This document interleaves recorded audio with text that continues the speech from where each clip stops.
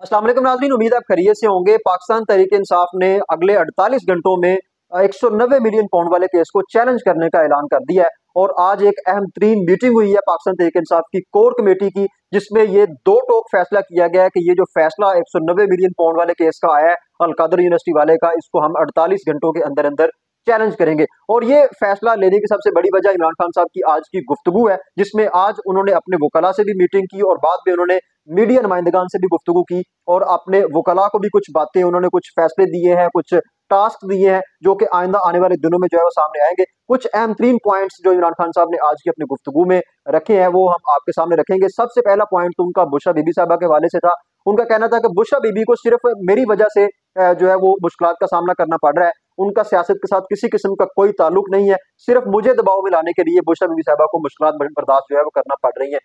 इमरान खान साहब ने कहा कि घरेलू खवातीन को सियासत में घुसीट कर उनका वकार मजरू करना हमारी मुआशरती, इखलाकी और मजहबी रवायात के मुनाफी है। बुशरा बेगम का सियासत से कोई ताल्लुक नहीं है। मुझे दबाव में लाने के लिए बुशरा बीबी को निशाना बनाना काबिल मुजम्मत है। बुशरा बेगम ने सिर्फ मेरी अहलिया होने की बदौलत सोबतें बर्दाश्त की, खवातीन को सियासत में घसीट कर निशाना बनाना इखलाकी गिरावट की इंतहा है। यानी कि सबसे पहले उन्होंने बुशरा बीबी साहबा वाला जो पॉइंट है उसको हाईलाइट किया है और ये कहा है कि बुशरा बीबी का सियासत के साथ किसी किस्म का कोई ताल्लुक नहीं है, उनके साथ जो कुछ भी हो रहा है उसकी वजह जो है वो मैं हूँ। दूसरी जो अहम तरीन बात उन्होंने की है, उन्होंने कहा है कि जनरल आसम मुनीर साहब यानी कि मौजूदा जो हमारे आर्मी चीफ हैं वो जनरल याहिया खान का पार्ट 2 है। उन्होंने कहा कि जनरल याहिया खान साहब ने भी उस वक्त जो है अपनी कुर्सी को बचाने के लिए इस मुल्क को दो टुकड़े कर दिया और बांग्लादेश जो है हमसे अलग हो गया। बाकायदा तौर पर उन्होंने हमूद रहमान कमीशन का जो है वो रेफरेंस दिया और उन्होंने कहा कि अगर आप हमूद रहमान कमीशन रिपोर्ट को पढ़ें तो उसमें आपको वाज़ेह तौर पर पता चलेगा कि उस वक्त जनरल याहिया खान ने सिर्फ अपने इक़्तिदार को, अपनी कुर्सी को बचाने के लिए इस मुल्क के जो है वो दो टुकड़े किए। और अभी भी उन्होंने कहा कि आज की जो एस्टेब्लिशमेंट है वो भी जनरल याहिया खान का पार्ट 2 है और वो भी इस मुल्क को दो लख करना चाहते हैं, इस मुल्क का नुकसान चाहते हैं और उसका मकसद सिर्फ और सिर्फ अपना इक़्तिदार और अपनी कुर्सी बचाना है। यानी कि उन्होंने सीधी सीधी एस्टेब्लिशमेंट के ऊपर बम्बार्डमेंट की है जिस तरीके से वो पहले करते हैं। इससे पहले भी वो कई दफा इस सारे सिस्टम को जो है वो जनरल याहिया खान का पार्ट 2 करार दे चुके हैं और अभी आज फिर एक दफा फिर उन्होंने अपनी वही बातें जो है वो दोबारा दोहराई हैं। सिर्फ यही नहीं, उन्होंने कहा कि ये जो जनरल याहिया खान का पार्ट 2 जो इस वक्त जो कुछ कर रहा है, हम इनकी जो है एक बात भी मानने के लिए तैयार नहीं है और हम जेल काटना बर्दाश्त कर लेंगे। हमारे जो कारकुनान है वो जेल जाना तो बर्दाश्त कर लेंगे, अपनी जान तो दे देंगे, लेकिन जनरल याहिया खान पार्ट 2 का जो सिस्टम है उसको कबूल नहीं करेंगे। किसी भी सूरत हम अपने नजरिए से जो है वो मुनरफ नहीं होंगे। हम अपनी एक एक बात के ऊपर, एक एक नजरिए के ऊपर अभी तक जो है वो कायम है। यानी कि उन्होंने वाज़ेह तौर पर रियासत को दो टोक पैगाम दिया है कि आप जो मर्जी कर लें, इमरान खान अपने नजरिए के ऊपर डटा हुआ है और इमरान खान के जो कारकुनान है वो भी इमरान खान के बिल्कुल शाना बशाना खड़े हैं। इसके साथ साथ इमरान खान साहब ने अल-कादर यूनिवर्सिटी केस का जो फैसला आया उसके ऊपर गुफ्तगू करते हुए कहा कि इस फैसले ने हमारे पूरे अदालती निज़ाम को एक दफा फिर नंगा कर दिया है और इससे पूरी दुनिया के अंदर हमारे जो अदालती निज़ाम है उसकी जग हंसाई हुई है और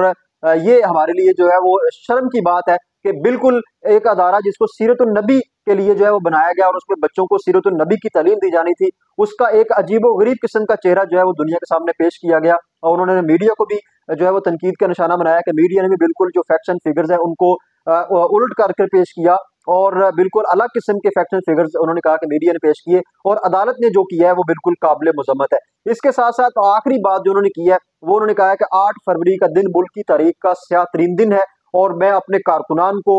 ये ऐलान करता हूँ कि वो 8 फरवरी को योम स्याह के तौर पर मनाएं और इसमें अपने हर हल्के, अपने शहर, अपने देहातों में निकले और अपना एहतजाज रिकॉर्ड करवाएं। खास तौर पर उन्होंने अली अमीन गंडापुर साहब की स्पेशल जिम्मेदारी लगाई है कि वो पूरे पेशावर से आवाम को बाहर निकालें, इसकी भरपूर तैयारी करें और 8 फरवरी को पेशावर में एक बहुत बड़ा जो है वो जलसा करें, एहतजाज करें और इस 8 फरवरी को योम स्याह के तौर पर जो है वो मनाएं। इमरान खान साहब ने अपने कारकुनान को मुखातब करते हुए कहा कि 8 फरवरी को पूरे मुल्क में योम स्याह मनाएंगे। इस दिन पाकिस्तानी अवाम के मैंडेट के साथ बुरी तरह खिलवाड़ किया गया और अवाम के मैंडेट पर डाका मारकर फार्म 47 की जाली हुकूमत मुसल्लत कर दी गई। इस हवाले से अली अमीन गंडापुर साहब को हदायत करता हूँ कि 3 फरवरी को पूरे केपी से काफिले पेशावर जमा होकर एहतजाज करें, अपनी वोकला बरादरी बशमूल इंसाफ, लायर फार्म और दीगर विंग्स को भी इस दिन भरपूर एहतजाज करने की हिदायत देता हूँ। तमाम सूबों के अरकान असम्बली और पार्टी ओहदेदारान के साथ साथ हर मकतब फिक्र के लोग जमहूर की तौहीन के इस दिन को योम स्याह के तौर पर